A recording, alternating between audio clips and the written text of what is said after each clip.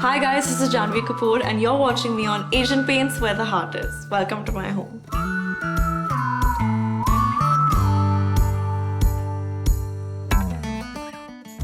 Movies is all I know. It's all that I live for. It's lifted me up when I've been in my darkest places. It gives me hope. My whole world really, it starts and ends with films and the way that it unites people.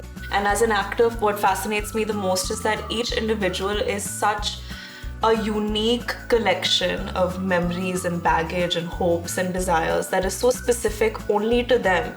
And therefore, I think it's so interesting to analyze how different people react to different choices, different circumstances. And I think films are such a beautiful depiction of, it's just like a human study for me.